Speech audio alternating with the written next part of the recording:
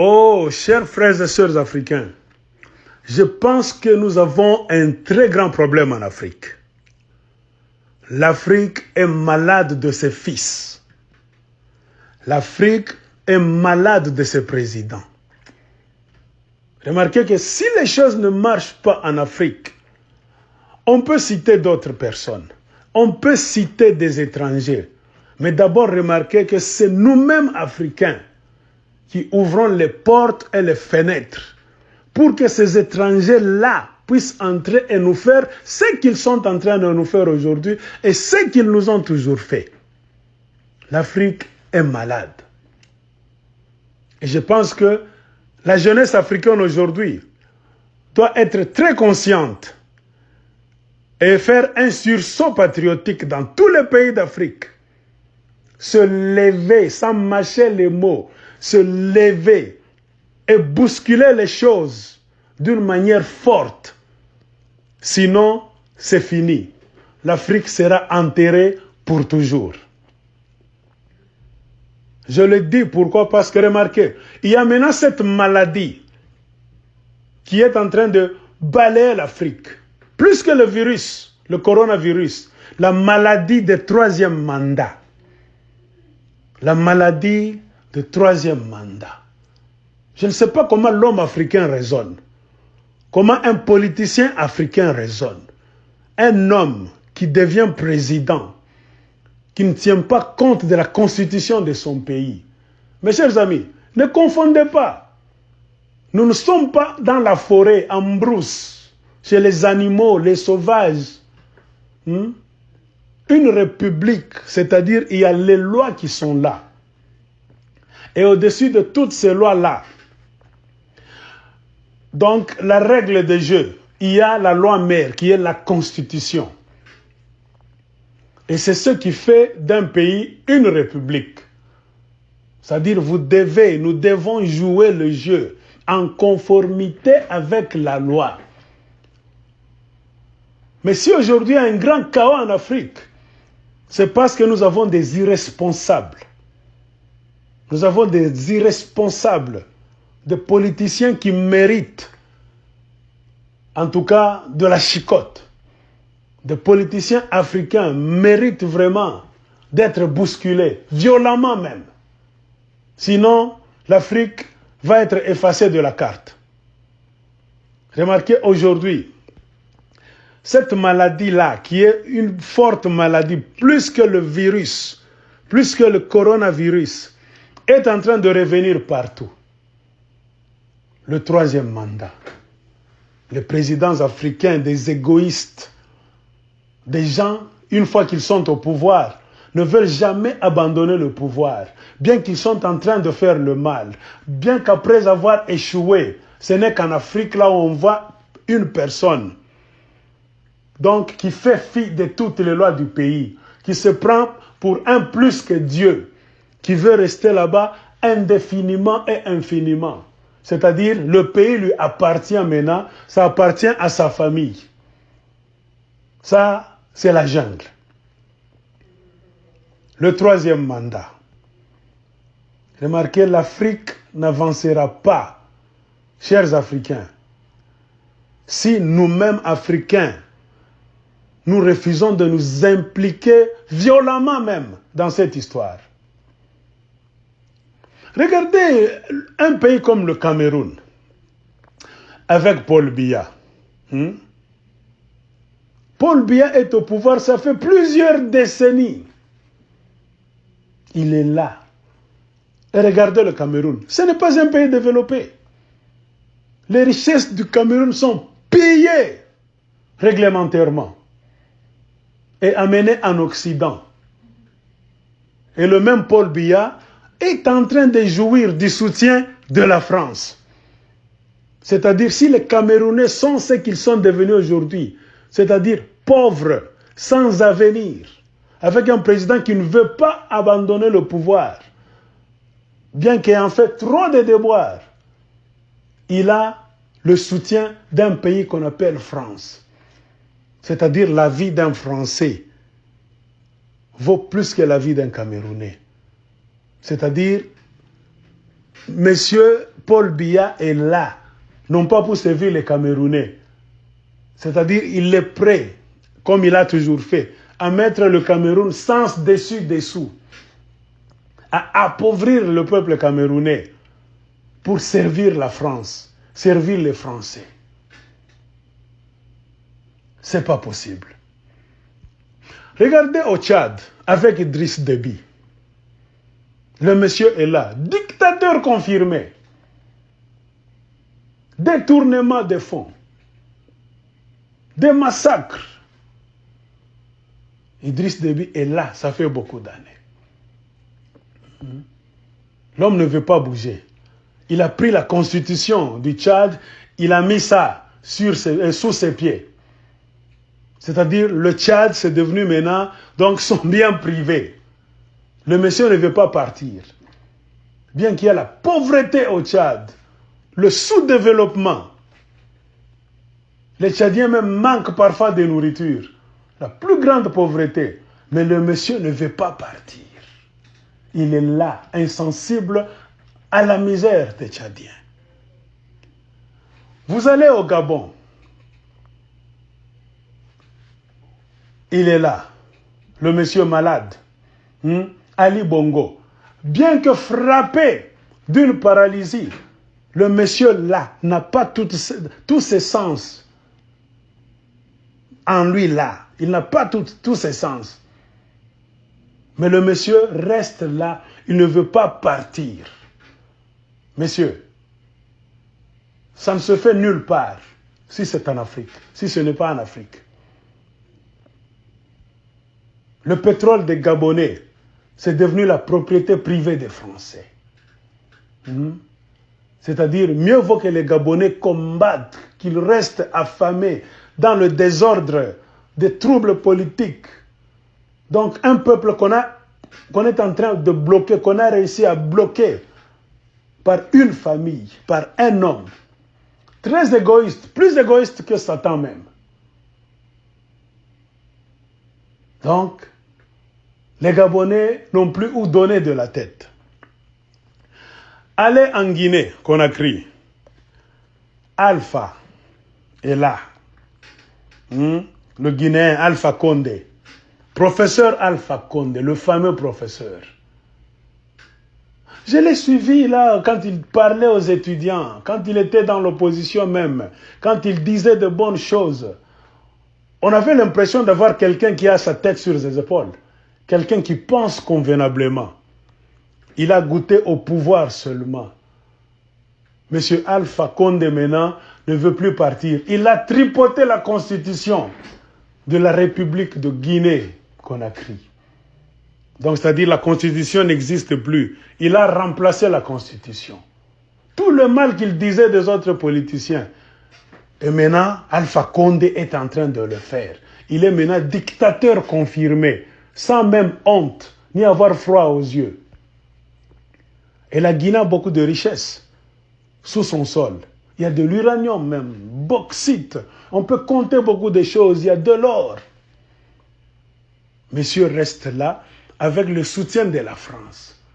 C'est-à-dire les Guinéens resteront pauvres. Mais la France va bénéficier et d'autres pays occidentaux. Avec les Chinois même. Allons en Côte d'Ivoire.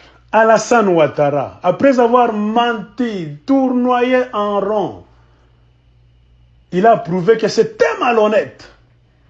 Tout le mal qu'on a fait à Laurent Gbagbo, tout le mal qu'on a dit de Laurent Gbagbo, la guerre qu'a connue la Côte d'Ivoire, c'est incompréhensible de voir un homme comme Alassane Ouattara, qui était même partisan de cette guerre-là. Il revient aujourd'hui, il est en train de se comporter donc de la même manière, donc de faire les choses dont il condamnait chez Laurent Gbagbo. Et il sait que ce sont des choses pareilles qui amènent le trouble dans un pays, qui amènent la dislocation, la division. Et ça va aboutir à quoi? À des conflits armés, à des guerres. En le regardant comme ça, on a l'impression d'avoir un monsieur qui raisonne. Mais, en fin de compte, on a un autre inconscient. après avoir tournoyé en rond, après avoir préparé d'une manière là-bas un peu rigolo, quelqu'un pour le succéder, et la personne est morte d'une manière mystérieuse, pour laisser place à qui?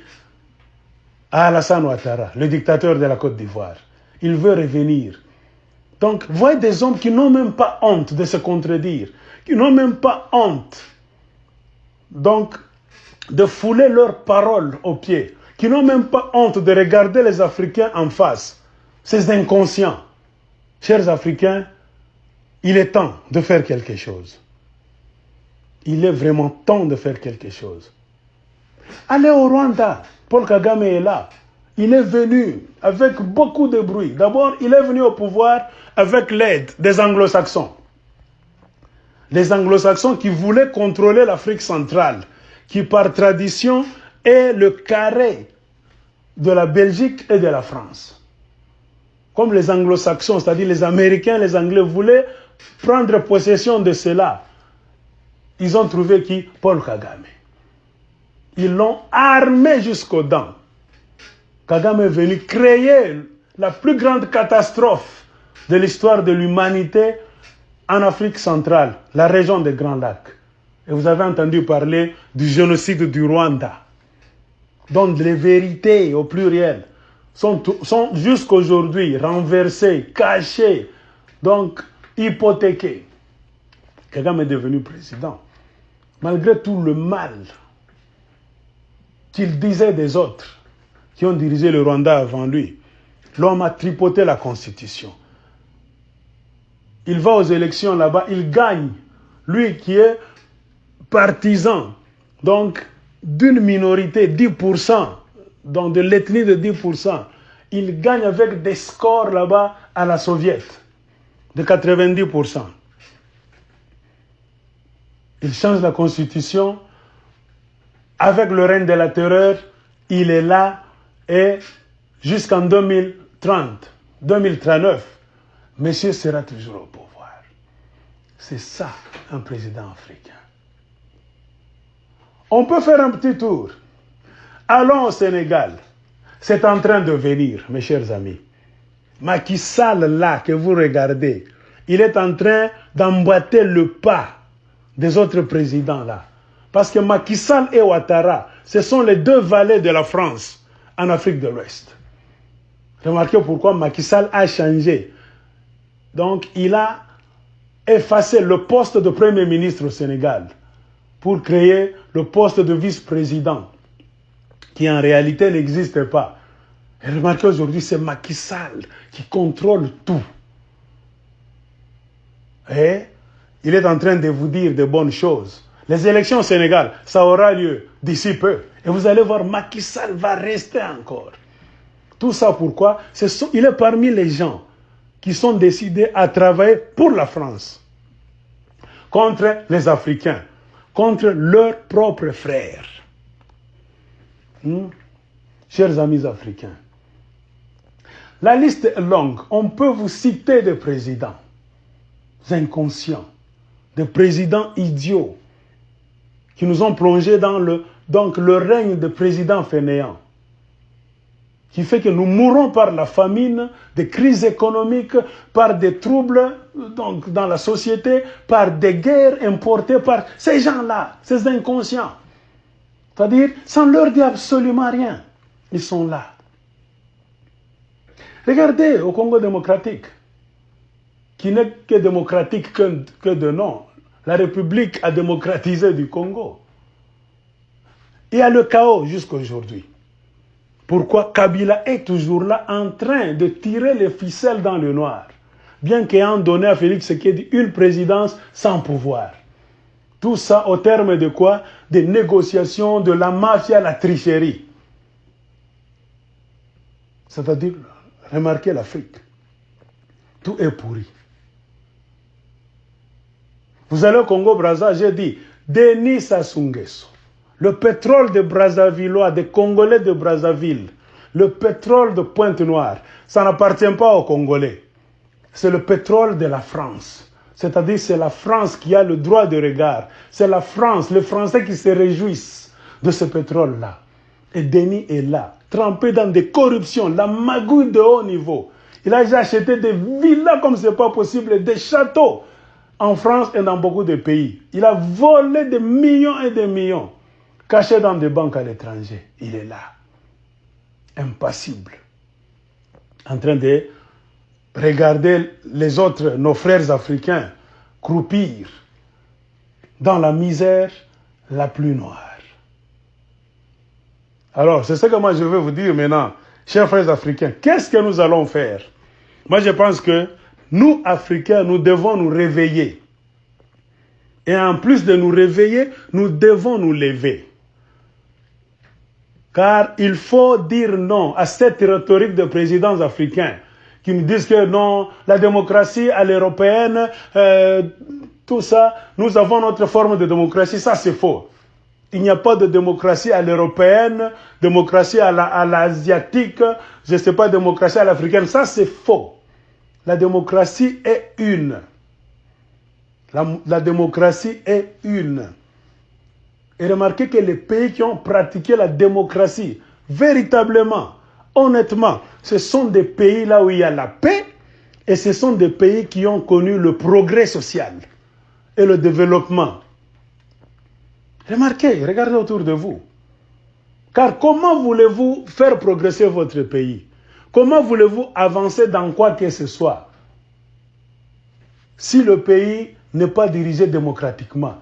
Si vous passez des années, des décennies à vous chamailler, à vous tirailler, hein, donc à prendre les armes les uns contre les autres. Pourquoi? Parce qu'il y a quelqu'un, parce qu'il y a un groupe de gens qui veulent rester au pouvoir par force. Donc, en foulant au pied la constitution du pays. Qu'on ne vous trompe pas. Quand même vous servez la France, puisque la majorité de ces présidents voyous sont au service de la France. Est-ce que, dites-nous, quel président français est déjà resté au pouvoir pendant plus de 10 ans, 11 ans, 20 ans, en faisant fi de la constitution de la France?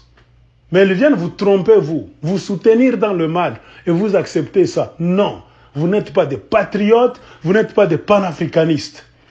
Vous êtes tous des aventuriers. Et je pense que l'Afrique a besoin d'une autre indépendance. Une vraie, la vraie indépendance. L'Afrique a besoin d'une forte révolution. Une forte révolution africaine. Un grand vent doit souffler. Et cela est possible si nous-mêmes Africains, nous prenons conscience que ces gens-là, les soi-disant présidents, sont les ennemis de l'Afrique. Ce sont les ennemis de notre bonheur. Ce sont les ennemis de notre progrès. Et que si nous ne bougeons pas, ces gens-là vont rester là pour servir d'autres pays et d'autres peuples. Donc, chers amis africains, il est temps. C'est le moment ou jamais. Parce que ces gens-là, ces gens-ci, si vous remarquez, ils opèrent en fonction de quoi? De ce qu'ils voient chez les autres. Les Alpha Condé, les Alassane Ouattara, tout ça, ils n'ont plus de respect pour les Ivoiriens, ni même les Guinéens. Pourquoi? Parce qu'ils ont vu que, par exemple, au Gabon, Ali Bongo est là, on ne fait rien, c'est-à-dire on ne me fera rien aussi. Il regarde au Cameroun, on n'a rien fait. Il regarde au Rwanda, monsieur est là jusqu'en 2039, pourquoi pas moi? C'est-à-dire nous devons faire tout, nous les Africains, pour essayer un peu de bousculer ce président inconscient. Et vous verrez que nous allons changer les choses. Personne ne viendra le faire à notre place. C'est question de se concerter. Ils nous font la guerre, ils nous tuent. Mais quand nous nous levons, nous voulons les bousculer, vous dites c'est pour préserver quelle paix? On préserve la paix en respectant la Constitution. Seul le respect de la Constitution d'un pays appelle la paix et préserve cette paix-là. La violation de la Constitution, l'accaparement du pouvoir par un seul individu, ce n'est plus question de paix. C'est-à-dire, c'est le début de la guerre physique, morale et spirituelle d'un pays. Alors pour mettre fin à ça, seul le peuple africain, seuls les Africains eux-mêmes, dans tous les pays là où il y a des présidents inconscients, des présidents voyous, seuls les Africains eux-mêmes peuvent se lever et changer cela. Personne ne viendra le faire en notre place, ces Africains. Il est temps. Car remarquez, le monde est en train de changer chaque fois. Mais nous avons eu la malchance, et nous avons toujours cette malchance d'avoir des inconscients à la tête de nos pays. Il est temps de nous concerter, Africains, de les bousculer sérieusement, de nous donner la main, de nous entraider dans chaque pays là où il y a cela, pour aller les visiter et les bousculer. Ainsi, nous allons changer le destin de l'Afrique et nous allons nous insérer dans le concert des nations pour une paix et un développement meilleur.